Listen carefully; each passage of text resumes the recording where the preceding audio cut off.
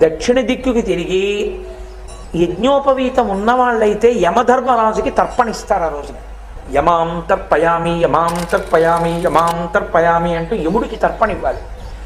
కనీసంలో కనీసం యముడికి తర్పణ ఇవ్వకపోతే యమధర్మరాజు గారి మీద ఒక స్తోత్రం ఉంది, అది ఒక్క దీపావళి అమావాస్య నాడే చదవాలి. శ్రీచక్రం. పోనీ కనీసం ఆ నామాలవి రాసుకోవడం చదవడం కొంచెం భయం అండి మాకు అంటే, కనీసంలో కనీసం ఈ ఉత్తరేణి చెట్టు తిప్పేసి స్నానం చేసేటప్పుడు దక్షిణ దిక్కుకు తిరిగి ఓ యమధర్మరాజా నీకు నమస్కారం అని చెప్పి మళ్ళీ ఉత్తర దిక్కుకి తిరగాలి, అప్పుడు స్నానం చేయాలి.